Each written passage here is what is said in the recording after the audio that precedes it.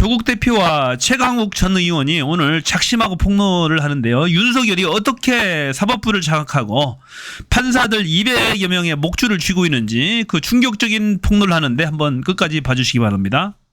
자, 사법농단 사건은 박근혜 정부하에서 양승태 대법원장이 상고법원 설치를 위해서 박근혜 정부에 로비를 하고 그 반대 대가로 정부에 유리한 판결들을 해주는 그런 사법 거래를 말하고 사법부의 간부들이 법관에 대한 블랙리스트를 만들어서 관리했다라고 하는 그런 의혹을 얘기하는 거예요.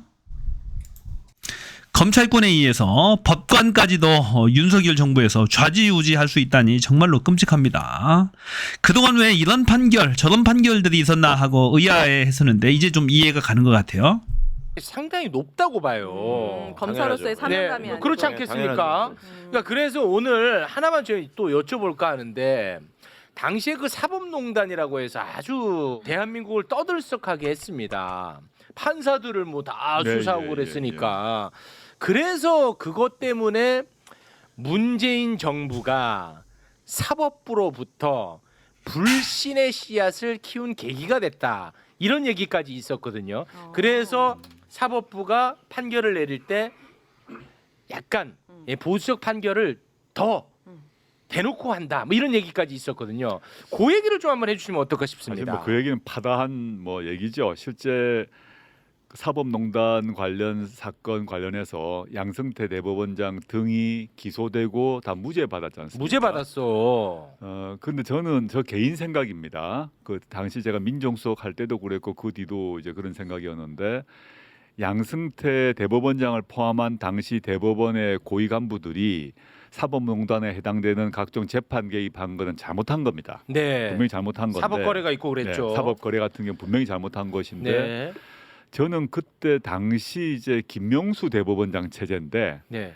김명수 대법원장이 사법농단 관련자들을 빨리 법원 내부에서 징계를 해야 된다는 생각을 갖고 있었어요. 이 수사의 문제가 아니라 이 수사는 이제 직권남용으로 가는 건데 직권남용은 수사는 할 수 있지만 유죄받기가 쉽지 않습니다. 쉽지 않을 것이라고 봤군요. 그런데 사법부 내에서 징계는 쉽게 할 수 있습니다. 징계의 정당성이 법원에 뒤집어지지 잘 않아요.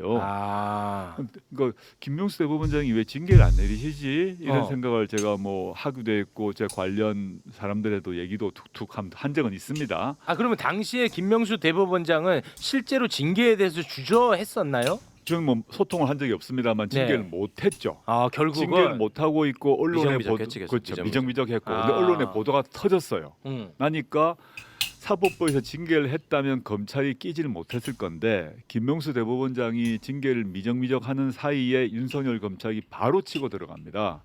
들어가서 어떤 일이 벌어지나 하면 법원행정처 압수수색하고 그다음에 법원행정처 압수수색이라는 얘기는 판사 개인의 정보 재판 관련 기록들을 다 압수해서 검찰로 가져가고 그다음에 제가 아는 바로는 판사 한 200명 정도를 불러서 신문을 합니다. 와, 이거 진짜 엄청난 사건이지. 200명 정도인데. 그러니까 제가 직접 아는 사람도 많은데 제가 아는 한 사람은 그 수사를 받고 와서 피의자가 아니고 참고인 조사를 받고 왔어요.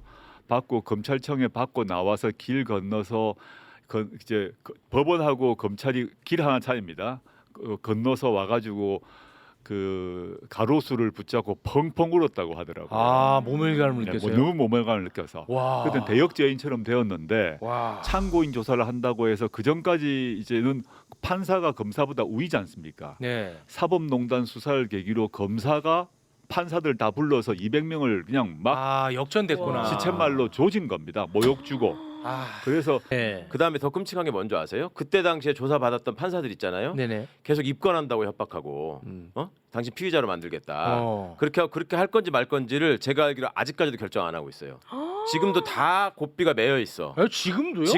지금도 최종 결정을 안 하고. 그래요? 무혐의 결정 통지를 안 했어요. 그걸 통제하게 되면 이 사람들이 나중에 양승태나 이런 관련 재판에서 증언을 검찰에 유리한 쪽으로 하지 않을 수 있다. 그러니까 끈을 걸어놔야 된다. 아니 이렇게 해서 그러면 지금도 계속해서 그 사람들은 판결을 내릴 텐데 영향을 그렇지. 끼칠 거 아닙니까? 그러니까 심리적인 압박용으로도 얼마나 좋아요. 그걸 딱 걸어놓고 있고. 이건 안 돼. 그러니까 여러 가지 수법이에요. 김명수 대법원장 시절에도 김명수 대법원장을 계속 구속하겠다, 입건하겠다 이 조선일보 통해서 막 흘리면서 계속 그런 식으로 수법을 썼고 또 조국 장관 관련해서 했던 수사와 관련해서 여러분들이 조사를 받으셨잖아요. 그분들 최종 결정도 여태 안 했어요.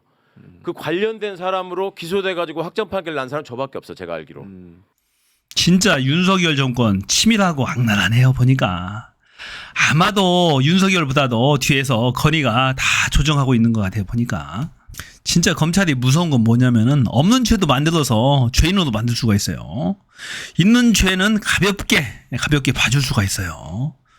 야, 진짜 검찰 독재가 그래서 무서운 겁니다. 반드시 이 검찰권을 해체해서 쪼개놔야 됩니다. 안 돼요. 검찰 수사권과 기소권을 반드시 분리를 해놔야 됩니다. 윤석열 검찰 독재 권력에 코가 꿰어 있는 200명의 재판들이 정권의 안위와 관련되는 문제, 윤석열이나 김건희와 관련되는 또는 측근들과 관련되는 재판에 있어서 제대로 재판할 수 있겠습니까? 정말로 큰일입니다. 이거 하루속히 윤석열 정권 끝내지 않으면 안 됩니다. 도저히 못 봐주겠어요, 이거.